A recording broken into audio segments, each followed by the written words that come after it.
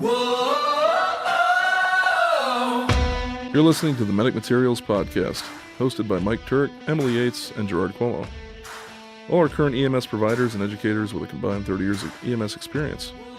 Each month we discuss EMS news, medical science, and review actual EMS calls, offering many educational opportunities to the listener. Portions of the calls have been altered to protect the privacy and identity of all involved.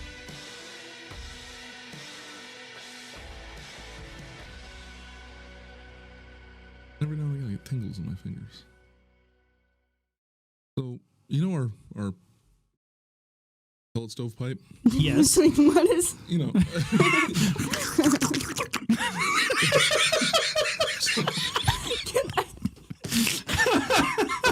It is that big. No. I know, I held it in my hand. All right. Way to take it to the end zone for you.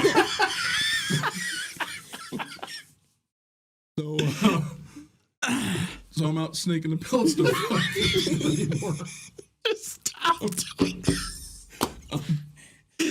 This is not helpful. I'm snaking the pipe.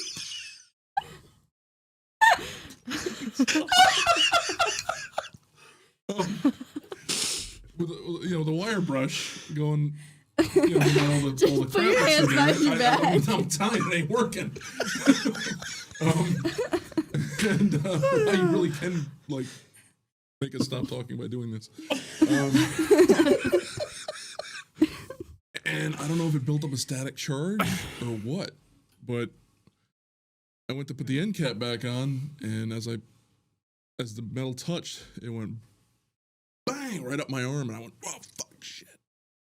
Shocked straight up the arm. Ow! Yeah, bad, it fucking hurt. And then I went and struck by lightning, and I went to touch the pipe again, and it was still charged because it back in the waist. I just went inside, unplugged the fucker, and I'm like, okay, we're gonna let that dissipate. Wow. Yeah. I can't say I've ever gotten zapped by a chimney. Now I can say that. It was legit, and ever since then, every now and again I get tingles in my fried nerves or some shit. I don't know. They fucking hurt though. Wow. Yeah. I think I'm gonna start with that. That's the intro to the podcast, everybody. Welcome, Gerard, back to the table.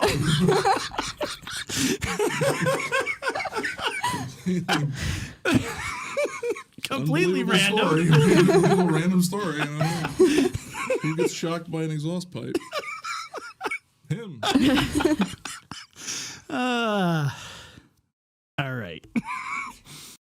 Hello and welcome everyone back to the Medic Materials Podcast. My name is Mike Turek. I'm here with Kelsey and Emily, and in the greatest seat imaginable, we have Gerard back on the microphone for this month. So hi, buddy. Yeah, but there's cheerings. There's nothing hot down here. That is true. I kept the heat on for you guys Heat my all ass. night. Heat my ass. Warm, I'm actually relatively okay. Yeah.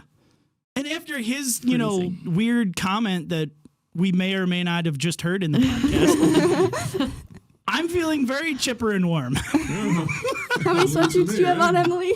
One. To keep my audience riveted. So, as we said last month, we are having a BLS April. We're going to showcase a very interesting call review here in a second, where a BLS provider, in my opinion, really went above and beyond for not only Emily's favorite thing for patient advocacy, but also treatments. And I think they were very aggressive in the way they treated this particular person. So it'll be an interesting conversation and some learning points down at the end. So before we get into it, Kelsey, you have our weekly or bi-weekly rig check for us. So guys, Rig Check this week is going to start off with the YouTube page. We've officially reached 330 subscribers, so thank you to everybody that has subscribed. Check back every Friday at 2:15 to watch the newest educational video. If you're not getting enough information on the YouTube page, you can come join us over on Facebook, the Medic Materials Group, and join over 500 members interested in EMS education. Feel free to post a question or discussion topic to get feedback from everyone in the group. Go check out our merch on Teespring to help support the podcast, especially now that Gerard's back. Feel free to go buy his Donuts t-shirt. Thank you. Oh, they're cool, man. They are. They are. Cool. We really need to figure out what I say so we can have a group photo of all of our t-shirts. Just have the fans like write in. What does Turk say that could go on lot. a t-shirt? That's true. Besides random noises that just come out of his mouth. I'm the sound generator. He's doing the Tasmanian devil. Blah, blah, blah, blah, blah. Oh, what about the beaver one when I was like, there's our resident beaver, everyone. Okay, guys, you can also support us by rating and reviewing the podcast on whatever streaming platform you listen from. And shout out today to our listeners in California and in Texas. Ooh, Woo! Kelly into his house. Yeah, hopefully everyone in Texas is finally getting warmer. Yeah, that's kind of weird. Ice in Texas. You don't see that often, but Hell is freezing over. hell might be freezing over. Eric's watching that movie, so... It's exothermic. All right, so getting into the call review here, we're going to start off explaining our system. It's a BLS transporting ambulance staffed with 2 EMT basics. Now, this particular area does not have their own paramedic coverage. They rely only on mutual aid from surrounding ALS districts. Okay, so it's a BLS, overall system. When dispatched, the paramedic crew, a typical paramedic response is a transporting ALS ambulance with a paramedic and an EMT basic. Okay, so standard ambulance configuration.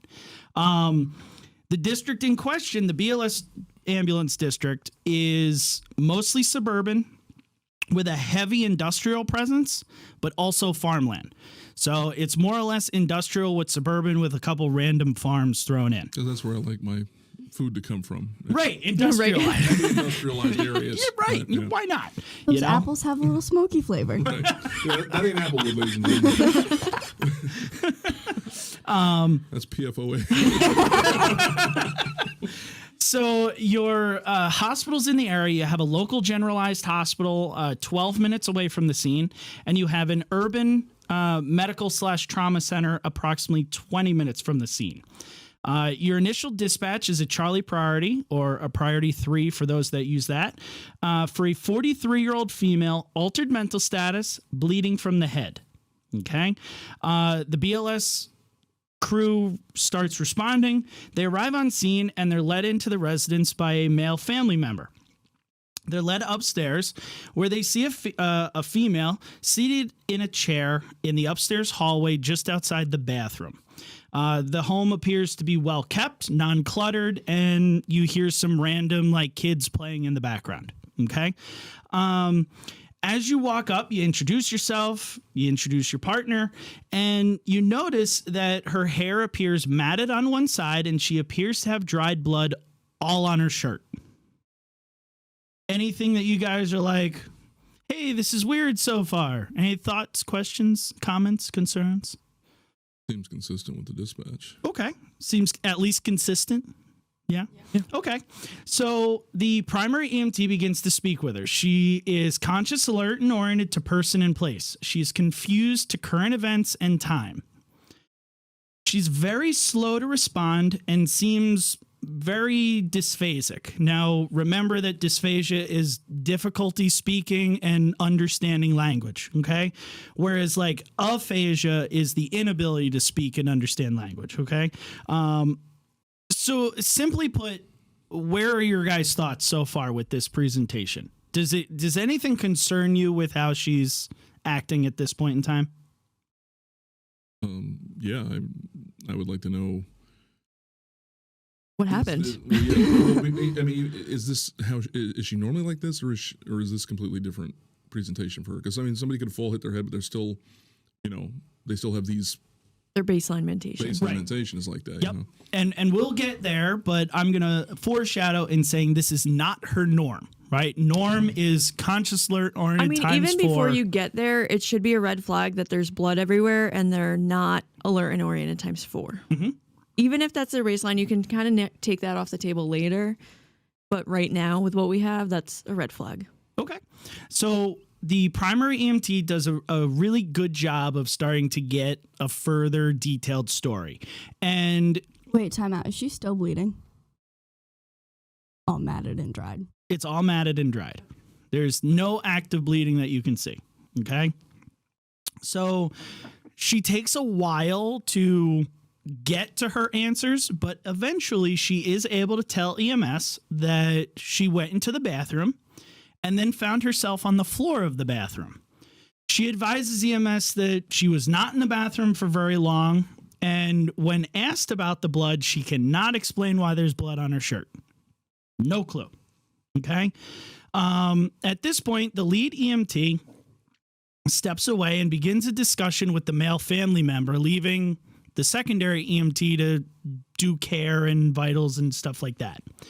And the male family member informs this primary EMT that she's possibly been in the bathroom for at least 3 hours. Just gonna say, how does she know that she hasn't been there that long? Well, right. And She's only alert and oriented person in place. that's what she says. She says, I haven't been in there for very long. I was in there, but I wasn't in there for very long.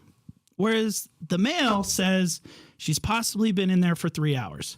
She said to him that she woke up with a headache this morning and that she was going to lay down after taking some Tylenol. She went upstairs, entered the bathroom, and he just figured that she needed to use the restroom before lying down. Him and the rest of the family left for the store. They returned about 2.5 hours later.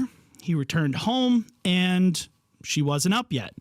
So he went upstairs, went to the bedroom. She wasn't in bed. Went to the bathroom, found that the bathroom was still closed. Found that the bathroom was also locked. No answer when he pounds on the door. So eventually he broke into his own bathroom and finds her face down in a puddle of dried blood on the floor. She's very confused and semi-alert. This is when he decided to get her up, call 911, and boom, here we are.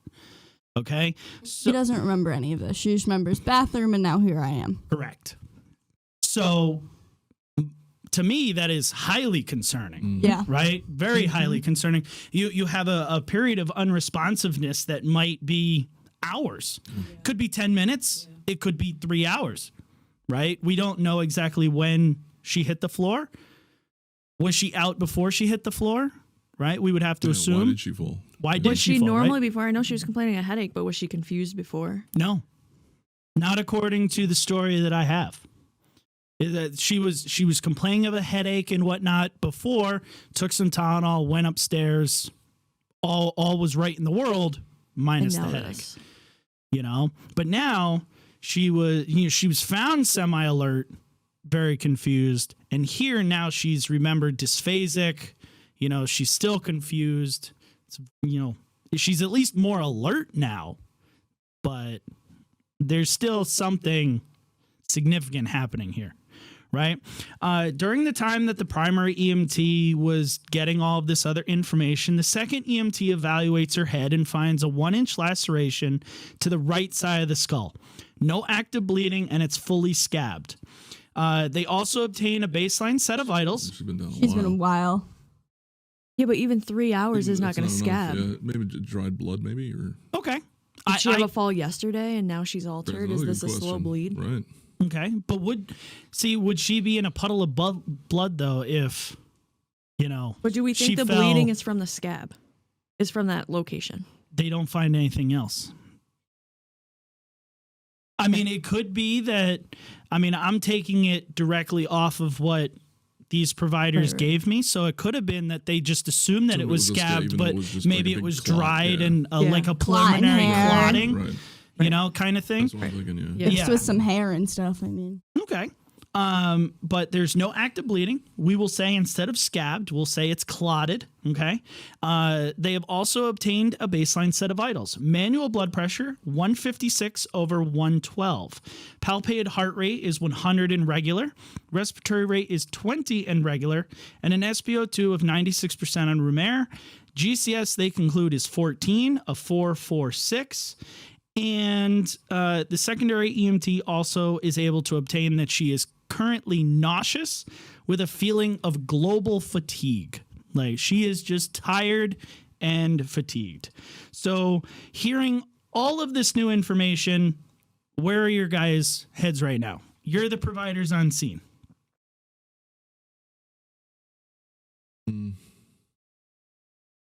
Medications. Let me get a detailed history. Okay. So go into the sample realm of things. Okay. Especially while you have the family member. Right. Exactly. Yep.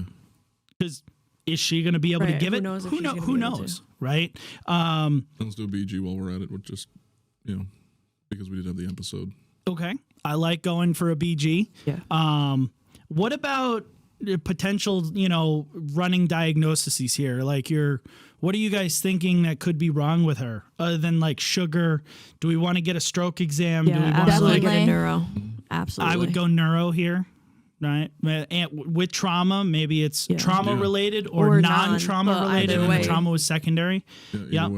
Either way, I think is the right way to go. So the primary EMT comes back into the conversation here, and they decide to go right ahead with the stroke exam. I think that's awesome, right? They find global weakness. Both hand strengths are diminished, but there's no pronator drift. There's no facial asymmetry. Her speech is clear. However, she is still having trouble finding her words, formulating sentences, and getting them out. She will, but it takes her a long time to get there. They go down the road of sample. They gather a full, medical history, and the secondary EMT heads outside to grab the stair chair for extrication. Anything super relevant, medical history, blood thinners, anything like that? So out of her and the family member, they get a history of hypertension, coronary artery disease, and asthma. Meds, aspirin, metoprolol, and an albuterol inhaler with no allergies. The family interjects, however, and reports that she has been waiting on insurance to refill her hypertension meds for almost 2.5 weeks.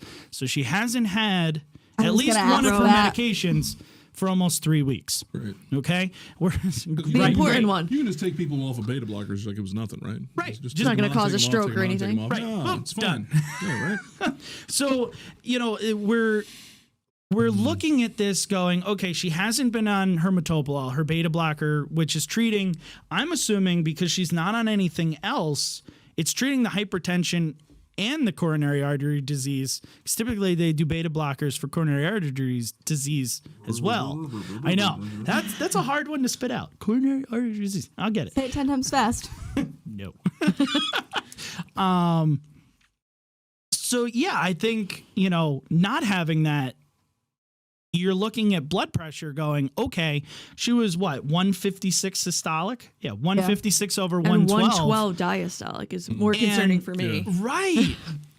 But is that... I've seen, hey, I'm 180 systolic. Okay, but your diastolic is 80. Okay, well, I mean, it's something to think about, but I'm not jumping up and down. Yeah, I start seeing triple digits on the bottom. That's when I start. Yeah, right. And now is this... It's starting to make more sense, but it doesn't mean it's any less concerning with the way she's presenting. Well, and that's it. Right.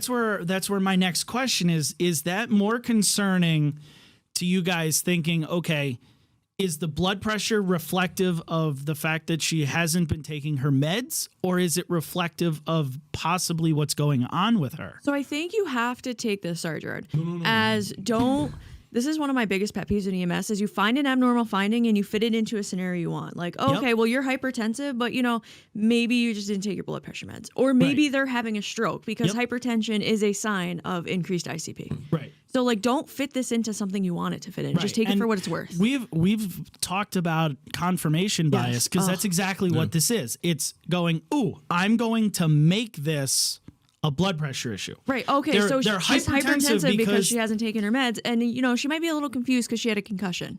Right. That's fine.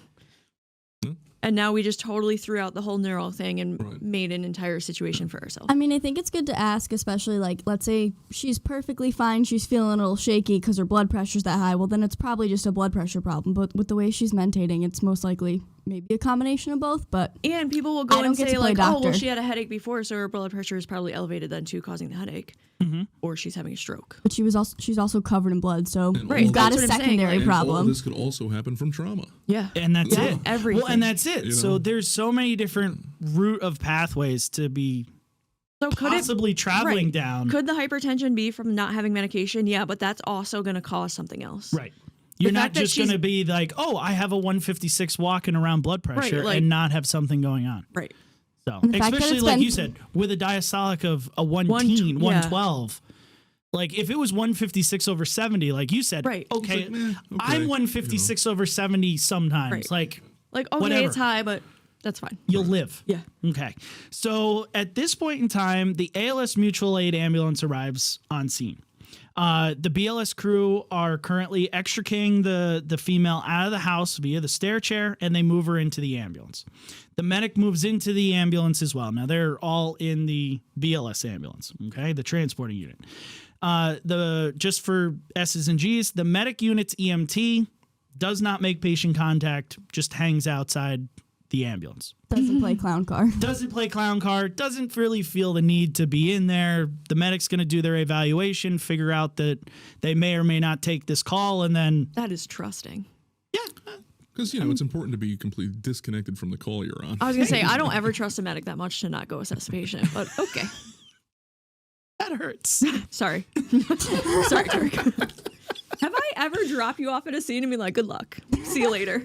No, I don't know. I always No, get that's out with kinda you. rude. I always get out with you. That is accurate.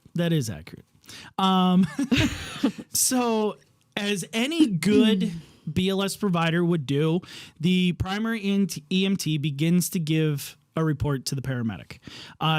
During the report, the medic begins to talk over the report and converses with the patient. I hate Love it. that. And here we go. and I here, hate that. And we so go. it begins. so it begins. Wait, before we start, did they get a blood sugar? Not yet. It's coming. Okay. Well, It's I like just literally didn't. the next sentence Oh, well. that I'm about to read. It's like I wanted to blood make sure sugar. I didn't miss it in my head. Maybe the medic would have got it if you shut the fuck up. Oh, I hate when they always shots fired. Has there been a time where you've gotten talked over or something? That's I feel Once like or there's twice. some bitterness there. There's a story that follows that. Like when you're giving a report at the hospital and they just start talking to the patient, like, cool, I'm done. See ya. Yeah, Assholes. My goddamn work is fucking done here. nurses. Fucking nurses, they're evil. Nurses are bitches. So This is why I'm scared to give report to nurses. Just think of them as 4 CNAs. You'll be all right. oh Exactly. Honestly. yeah, all right. For all of our RN listeners that just got severely like fuck you. Screw you. We love you. Send us an email, info@medicmaterials.com. I'll send it to Gerard and Emily. I appreciate that. Definitely deserved. Shit. Yeah. Let me scrape that off my foot real quick. At least that's all up in it. There I we go. love it. So, getting back, this medic decides he doesn't care about the report. He's just going to start conversing with the patient. A second. So, I have a question. I am So we're practicing for medic school right now. and I'm trying to get to her goddamn blood sugar. She won't get it because she won't let them give report. I swear, if you do this as an intern, I'm going to hit you. I have a question, and I didn't want you to go any further because that question wasn't the blood sugar. Carry on. So, as somebody who works in a fly car system, we've had this conversation before that when you go on scene, you take everything with a grain of salt. Mhm.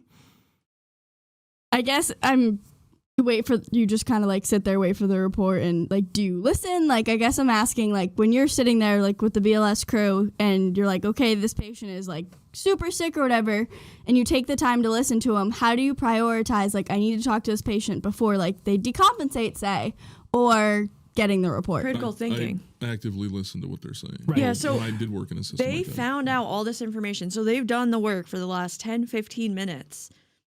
And when I would say, like, take it with a grain of salt, but, like, does it make sense?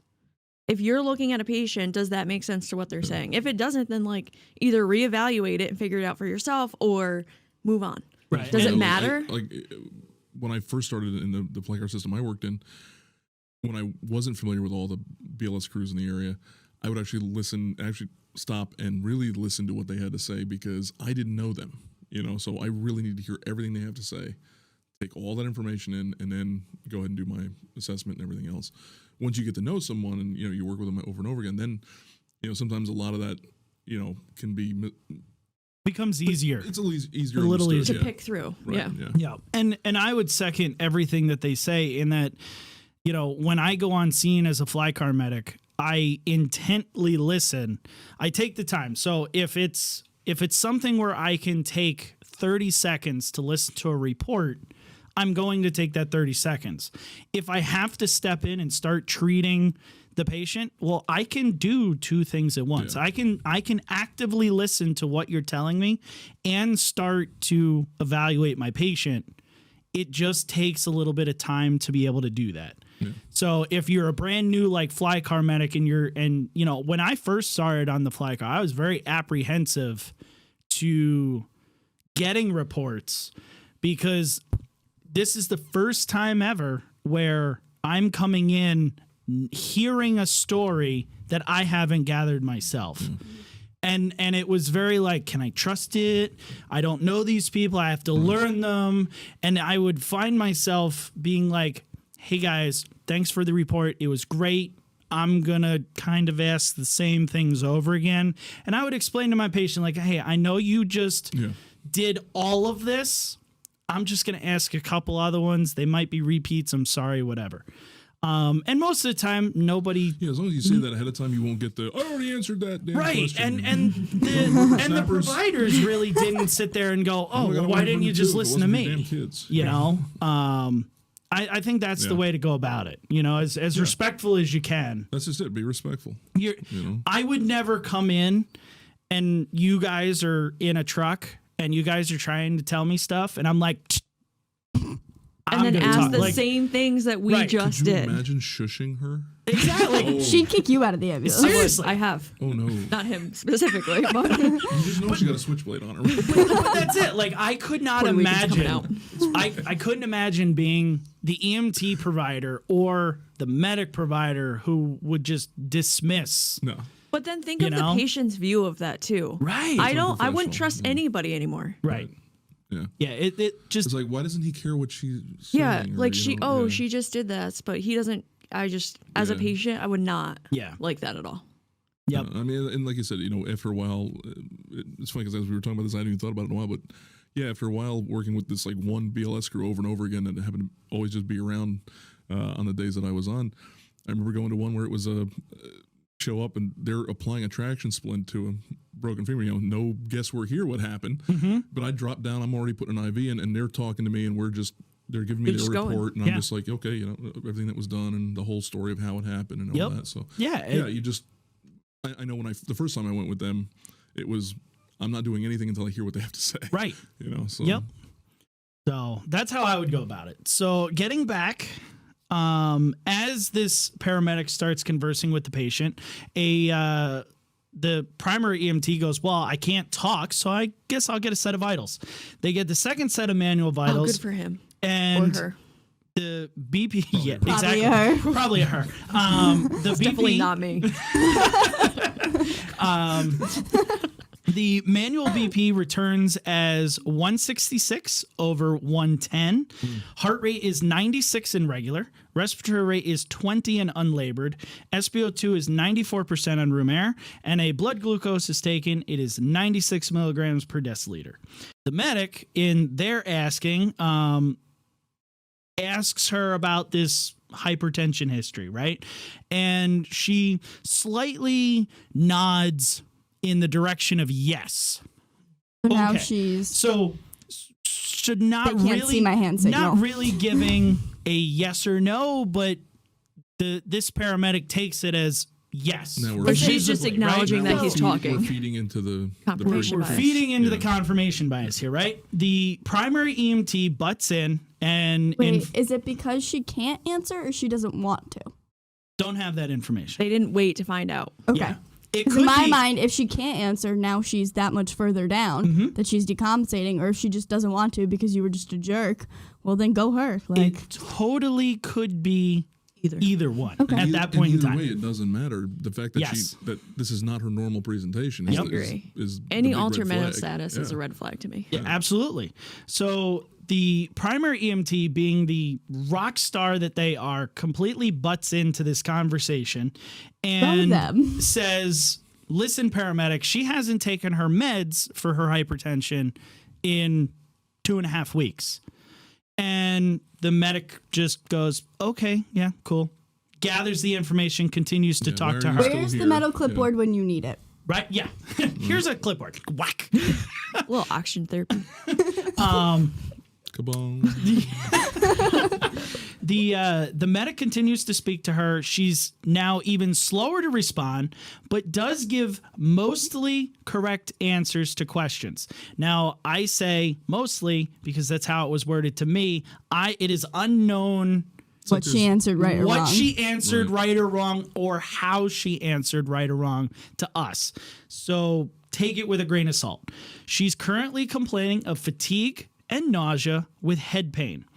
The medic does not offer any questions regarding the fatigue and tells the primary EMT that in accordance with the story, she appears to have fallen while in the bathroom, hit her head, suffered a lack, and may be concussed. Oh God, I feel like I just said that. Hey, Yeah, that's, Do I know this person? Did you see the ear-to-ear grin Do as I you know were this saying that? person? Going, Jesus she didn't read my Christ. notes. She doesn't know anything, but she just called the rest of this Jesus. call. well, that doctor can go back in service, right? Huh? That doctor can go back in service, right? Absolutely. Yeah. Absolutely. Time for a nap.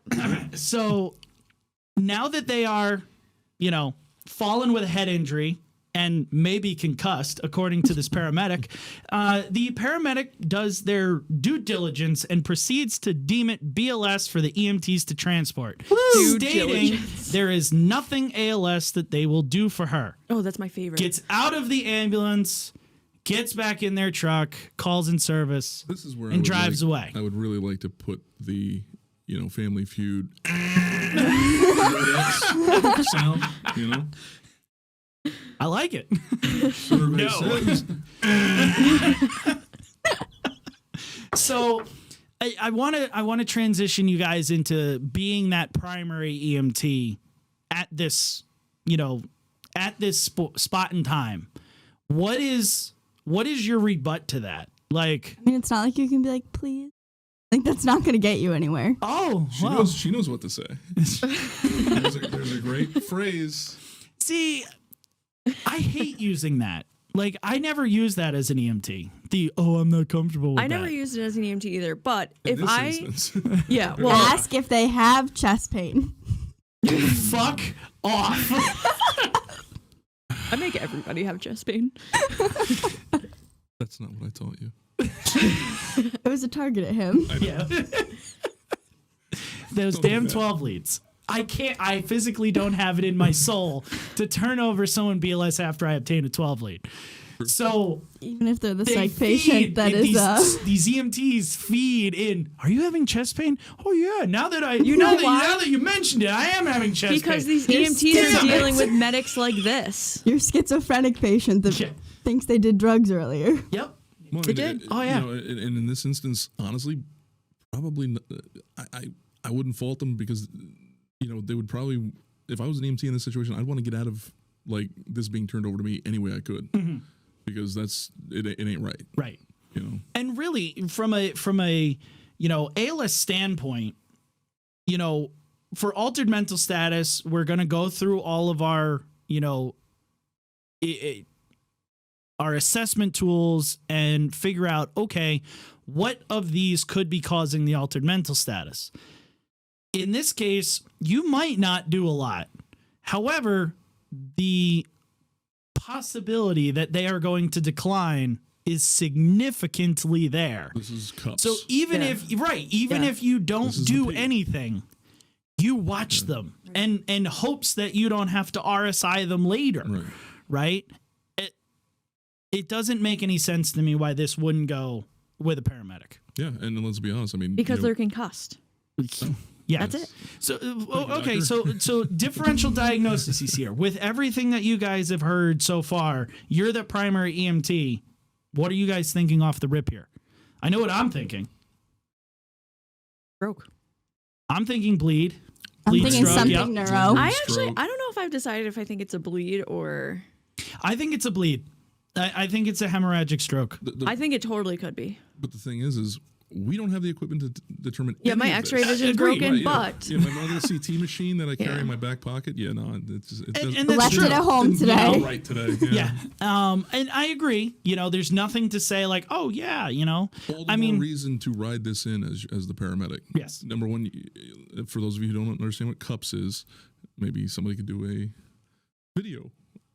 It'll be out cups one Friday. someday. But this is definitely P. This is potentially unstable. Yep. This is where you need to be because we know where her baseline mental status is right now. We start rolling down the road, and all of a sudden she starts going, guess what? That whole RSI thing, that's going to come into play right effing now. I wonder if we could make that into a T-shirt. Right? Like just You have just like an like that. EKG rhythm and then go blah, blah, blah, blah. But I mean, Torsades, ladies and gentlemen. This is where weird stuff can happen, especially when you're talking about neuros and people who have hit their head, whether she stroked out before she hit her head, which would be even worse, or this is all from the head injury. Right. This is where, this is a time critical patient, and this is, meaning I want them to be diagnosed by people with the right equipment, like yesterday. Yep. I agree. 100%. Yeah, this is where the potential for declining can come in. So this primary EMT adamantly is very concerned with the medic's decision to BLS this said patient.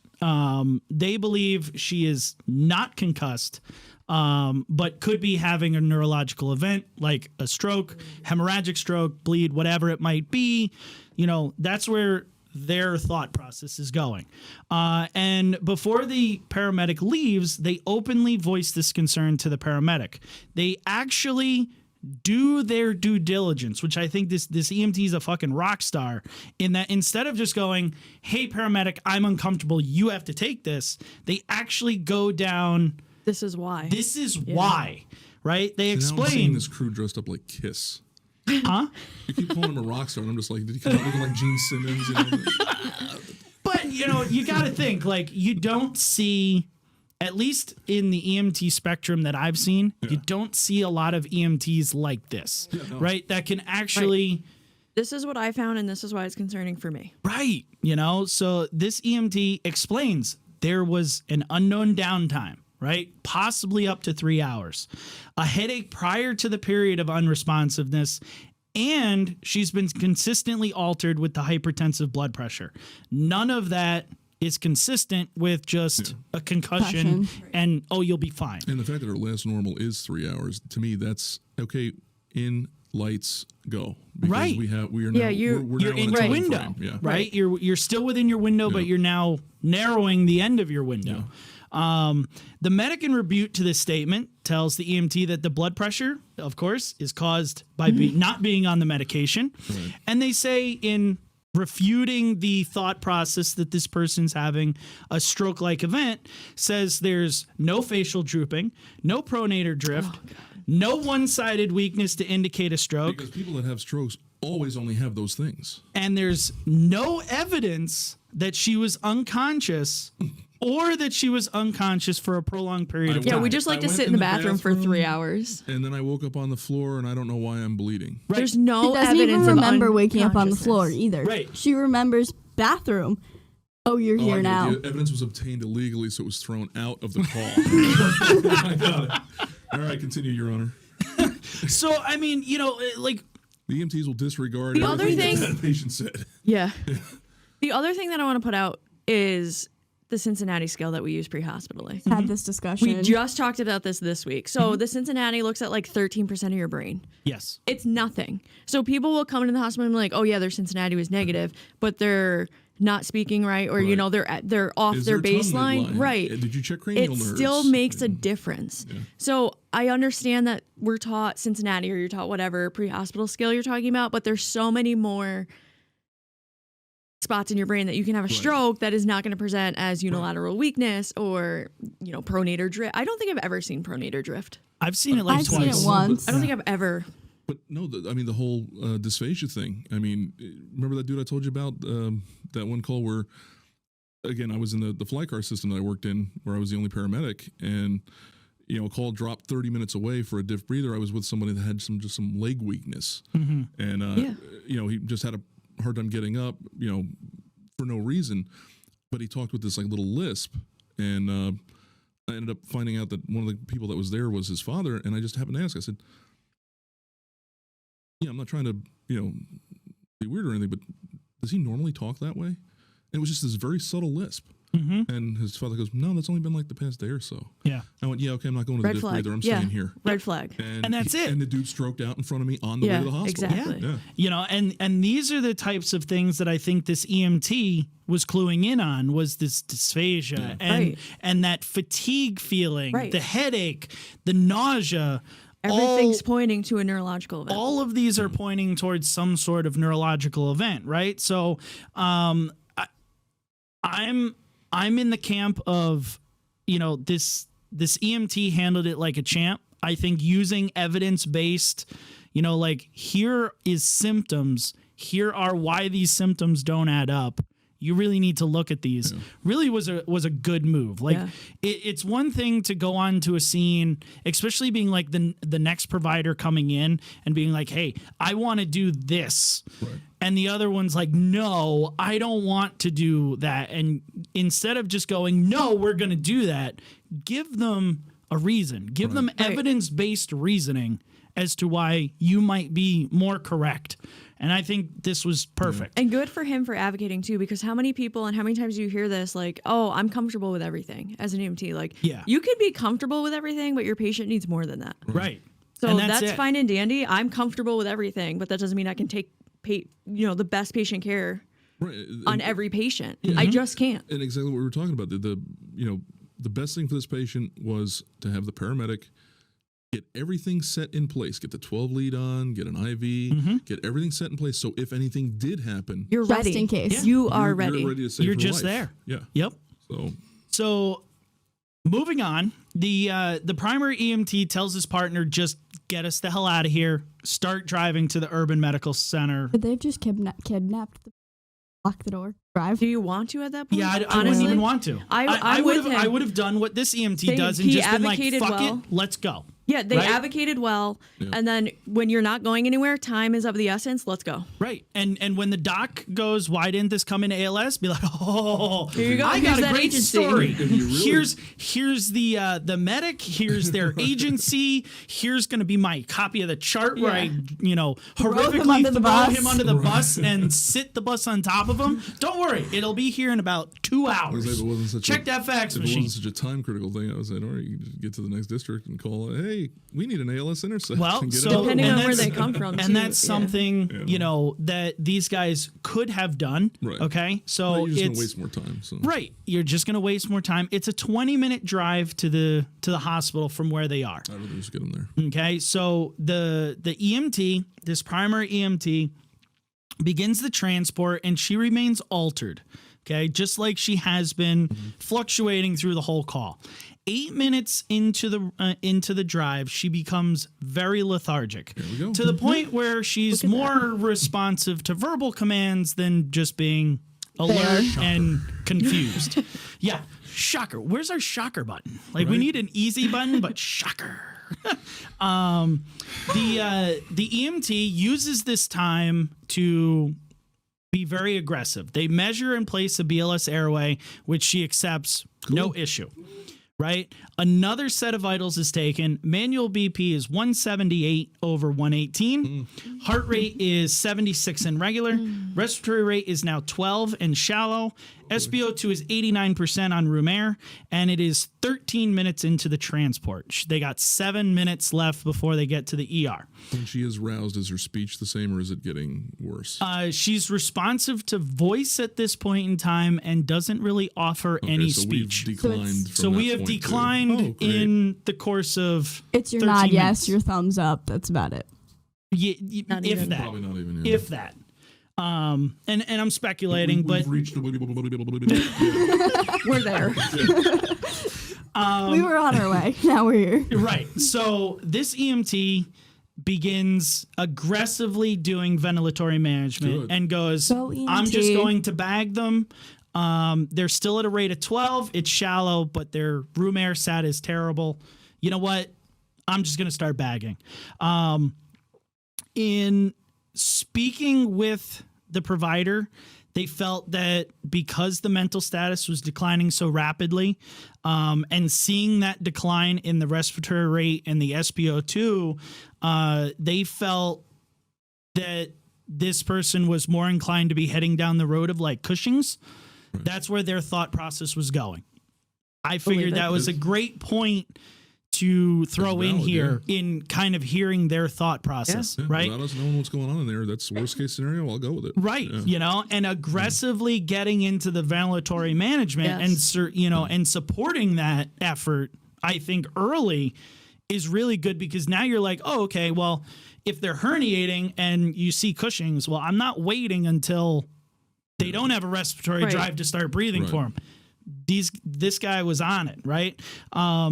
And because they're now busy doing ventilatory stuff, their EMT driver, the secondary EMT, calls in the radio report and a stroke page to the hospital. And eventually, when they get to the hospital, they are still attempting to provide BVM ventilations to maintain the rate of one ventilation every 5 to 6 seconds. No other vitals were taken. The SpO2 does increase to 100% while on the BVM at 12 liters of oxygen. Once they're inside, the patient is unloaded to a room, not a CT scanner initially, and ultimately the ER team RSIs are on the spot. Then once they have the airway in place, then they're went to the CT scanner. And I think that's I mean, how can you BVM in a CT? And at this point, she's being BVM for maybe 10 minutes. So is she like willingly accepting it, or is she still fighting it? Oh no, she's at this point willingly accepting the ventilatory management. And once they take her to the CT scanner, the CT shows a massive bleed, golf ball size bleed, which is big. I mean, for your brain, fucking golf ball in your brain. You don't really have a lot of room to play up there, right? Tiny head. Yeah, God didn't leave enough room to play through. And golf terminology there for our golfers out there. I just got what you were saying. Yeah, there's definitely not enough room to play through. Golf. Right in the left yard. There will be a small segment of the population that will get that joke, but maybe or maybe not. They're listening. I thank you and salute you for it. So, shout out to all the golfers today. What are your overall thoughts of the management of this lady, the care that was done, the EMT, the medic? What are your guys' overall thoughts before I get into a little bit of education stuff? I think they did a great job. EMT, I think EMT is good, medic bad. I think they did a great job advocating for what the patient needed, fighting their point. You can't change everybody's mind. Do what you got to do and move on. I like that they knew when to stop. Yeah, absolutely. And I think that's a good thing too, is like you always need to understand when, at least as a medic, like when sitting on your hands and doing nothing is the best, treatment plan for the patient, but also at the BLS level, like when to just be like, you know what, dude, it is what it is. Let's fuck go. You. Yeah. Right. I will do this because I'm capable. I don't know if, a lot of other EMTs would have done this. And they did a really great job after they got turned over, after this patient was turned over BLS, to keep doing their job. Right. Not like, oh, well, the medic said it's BLS. I'm going to sit here and watch. I'll start my chart. I'll set those vitals maybe I'll do every 5 just because, so it goes they're every 5, hypertensive. right. And I'll just start getting... Keep assessing. You can do neuros. Yep. Just the same as the medic can. Mm-hmm. It doesn't change when you go to paramedic school. Right. Yep. I like it. So going over, we had mentioned Cushing's. I wanna touch base on Cush. That's it. That's your T-shirt. I'm having such a hard time talking today. Are you stroking out on us? Picture the Tasmanian devil with angry eyebrows. In ending, I want to just hit a couple educational points. Cushing's triad. A lot of people hear it also as like Cushing's reflex. Symptoms of increased intracranial pressure. Now, typically when you get to Cushing's triad, you're already in a late stage of the game. You're already starting to see herniation. Herniation, for those that don't know, is when your brain, because of the increased pressure within the skull, gets literally pushed down through your brainstem. Brainstem gets janked. And your brainstem gets janked through what? What is the part that? Whoa! I got two Gets questions. herniated through. The Freeman Magnum. There you go. Bingo. I was like, wait, two questions at once. It was the same It was the question. same question. We were just going to ask it 5 different ways. Here's Right. the comma again. But because, as Kelsey so eloquently put it, your brainstem gets janked. It's an industry term. It's an industry term. Apparently, it's a new industry term. Okay, you're but you getting can older. picture that your brainstem is getting janked, which makes sense. It's like a descriptive term. Yeah. Smushed, janked. Totally. I get it. Squeeged. Squeeze. Squeeged? Yeah. No. I'll go with janked over squeeged. It just sounds not right, you know? Yeah, it sounds not right. It sounds like you got syphilis or something. Doesn't it? For a while. You become bonkers with syphilis. You've lost all complete control. Yeah, it's gone. Cushing's triad. Let's get through Take 3. 3. It is a series of 3 symptoms that is caused by increased intracranial pressure within the brain. So if your brain has increased swelling, so maybe there's a fluid, in there like blood or something like that, your brain is literally clot. a golf ball sized, blood mass, right? Or a tumor or something like that. You will actually start to see the pressure within the skull rise. And as it rises, your brain gets janked. And eventually your brain actually gets pushed down through The Freeman Magnum. Yay. The big hole. the big hole in the bottom of your brain, or your bottom of your skull, I should say, and your brainstem literally gets crushed. So your brainstem controls all of those like non-thinking The important parts, functions. right? All of the important functions of your brain, right? Breathing, Yeah, your heart rate, your breathing, your responsiveness, your The blood important pressure, functions. all of those important functions of life are controlled within the brainstem. So the typical 3 signs that you're going to see are hypertension, bradycardia, and then those irregular respirations. And this could just be shallow, it could be slow, or it could be a combination of whatever the heck it wants to throw out there. There really is no like, you're going to see this. It's going to be like Kussmaul's. It could be anything. And typically, before you get to Cushing's, because again, Cushing's is a very late sign, you'll see the hypertension because as the pressure increases within the skull, your heart still has to get blood to the brain, but it also has to overcome the pressure now that's in the brain. So your blood pressure is going to rise to still try and perfuse the noodle. So you're going to see the hypertension typically early on, and you'll also see the heart rate start to rise. You'll start to see like tachycardia, and then it'll slowly start to drift back down. And we even saw that with this lady. She started off at like 100. Right. And now we're at 70. Right. And now she was starting to, slow down into the 70s. Not really bradycardic, but she's on the trend downward. From where we were to where we are now, her blood pressure didn't drop. Right. It only increased. It only went up, yeah. Right. And I mean, we it saw increased that drop in 20 heart points systolic alone. And we saw almost an inverse decrease in the heart rate. So Right. Yep. And probably a sign. yeah, and this is these are mental status changes and everything else too. Yeah. Well, and that's it. She And was that's a primary candidate for the triangle. She was a primary candidate for the triangle. Maybe not getting quite to actually herniating, but I think she was on her way there. Absolutely. And the respirations, the change in respiratory rate too. Yeah. She became shallow. She was 20 and then she went to 12 and shallow. Yeah. The other thing that I think we need to touch base on, you kind of touch base on it a little bit, was, this paramedic was looking for stroke-like symptoms that were consistent with an ischemic stroke, but not necessarily a hemorrhagic stroke. They were kind of looking like all strokes are under these symptoms. And that's not really accurate. When you're looking at a hemorrhagic stroke, you can see different things, right? You start to see anxiety or kind of like a distressed demeanor, right? She really wasn't, but you can.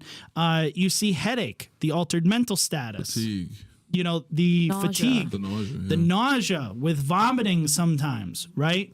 You will start to see seizures eventually in a lot of the patient population. Maybe that's why she went down. You never know, right? If it was something that started before the fall. Right. Absolutely. Who knows? Right. Typically with an ischemic stroke, you will see like one-sided weakness or one-sided paralysis, whereas with a bleed, you can see both. So like you can see the one-sided weakness or you can see global weakness. They're weak everywhere, right? She was complaining of global fatigue. She had both weakened grip strengths. It wasn't one over the other. To me, that's global weakness. Right? You can get that, one or both side paralysis with bleeds because they're affecting multiple portions of the brain at once. They're not just affecting one spot because one spot isn't getting perfused. Right? Pupil changes. That's one thing we didn't mention. No one ever checked pupils. EMT, if I can fault one thing, they never checked the pupils. Right? So pupillary changes. In bleeds, they become dilated, they can go blown, they can become unequal, they can just be sluggish and normal and just take forever and a day to get somewhere. The worst off is if you start to see that like glaring stare. Typically, you'll start to see people stare like up and towards the left or up and towards the right, depending on what side the bleed is on. That's never good. Never good. The dysphagia, we brought it up before, right? The inability to speech, the aphasia, which is the complete inability to speech. We didn't really see it with this lady, but you might see like ataxia or that impaired coordination. They didn't give her an opportunity to really move a lot on her own to see. What about nystagmus? Right? They didn't check for that. We don't really check for nystagmus, which is like involuntary eye motions. That's literally what the cops are taught to be like, hey, you're drunk. Yeah. Right? Your eye will like flicker one way or the other. I feel like they had enough information to paint their picture though. So I'm not saying they didn't. I'm not saying they didn't. They didn't look at pupils. Like, would that have changed anything for them? I mean, maybe it could have got the medic to stay if the pupils. I honestly don't know. Really don't I think mean, so. There's been plenty of times where I've, checked pupils and, okay, they're sluggish, they're normal, whatever. Right. And then later on in the call, I'm like, oh, okay, now they're staring up and to the left. I'm like, oh, well, their stroke just got worse. Right. And that's about it. But I mean. And who's to say if it wasn't, one blown, one not, that they would have even... the medic would have went, oh, yeah. Oh, it's fine. Yeah, right. Yeah. Yep. And didn't come out with she's drunk. Yeah. She was probably drinking. And the last two things is just remember your posturings, right? Your decorticate and your decerebrate posturings and what each are. So when with decorticate, you're bringing everything towards the core, right? So towards the breastbone, you're going to start to see the hands curl up, the arms curl up into the core. And decerebrate is everything kind of flattens out like a board, and your arms go down towards the floor and they start to spread and stuff. Your feet will go flat and you kind of lay out like a board. Which one's worse? Decerebrate. Not bueno. Like decorticate, people can come back from that. Decerebrate, you're pretty much herniating at that point in time. So that's, again, way down the road, but things to be looking for in head bleeds, head bleeds, a hemorrhagic stroke, all things to be aware of. Sometimes you're not looking for that facial droop because they might not have it. So anything for you guys to add? Well, and just, I was just going to say, I mean, and the whole, what caused it? I mean, does it really freaking matter? Yeah, that's my right. favorite question. People will be like, well, why did this happen? Like, it's not important for us. The chicken to or the know. egg come first. I don't fucking know. She's gonna get her head corked when she gets there anyway. Well, and that's it. I don't think. I don't think knowing, having to know 100% this is the diagnosis. Take what you've got in front of you. Right. Look at it. To you, saying, hey, Well, this is a neuro event. Right. Yeah. Was it ischemic or hemorrhagic? Like, who cares? Right. I didn't go to... Unless, hold on. I think sometimes it does matter. I mean, remember like our third episode where we talked about the MI versus stroke guy, right? That paramedic wanted to give meds for the MI. I think in that sense, it would matter whether they have a bleed or an ischemic stroke. But again, those are situational. Yeah. If I'm doing, one of 100 stroke calls of a year, I'm going to go, okay, they're having a stroke. Yeah.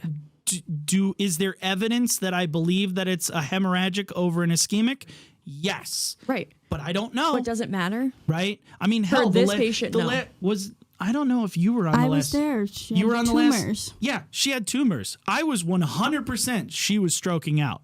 100%. Yeah, but that would mimic it because it's raising the ICP because there's not enough space up there. And that was it. 100%. I was like, nope, we have a full-blown stroke here, and we get to the ER, we look at, the CT, and it's, like 4 tumors that were all, like poker chip size. Okay, no bleed, no ischemia, no nothing, just stuff in her head. Again, going to mimic strokes. But I treated it like a stroke nonetheless. As long as you're called treat the doc it the like same. it was, well, like thing, all yeah. of that, Right, The thing is with this one, it didn't matter whether it was, it's her didn't take her meds or she, something happened before she hit the floor. They were or trying to shove something the happened square after she hit peg in the floor. round hole. It doesn't matter. What you have in front of you is all that matters. And that's it. That should have dictated your level of care. And I think that's where the confirmation bias got in to at least the paramedic's point of view, where the EMT kept that confirmation bias away and was like, I'm seeing what's in front of me. I'm looking at the information. I'm processing it. This is what we got. We have a neurological event. Whereas the paramedic was sitting there going, oh, well, I just missed lunch. I just want to get out of here. Right. Well, I'll just make it something so I don't have to do it. That's at least what it seemed like to me. So if there's nothing else, we will see you guys in 2 weeks. Stay strong, stay safe. Donuts. Thank you. So glad I don't have to do it anymore. I'm like, wait, why are you looking at me? Thank you for listening to today's episode. If you'd like more information on the podcast or to send us a call to review, visit medicmaterials.com/podcast.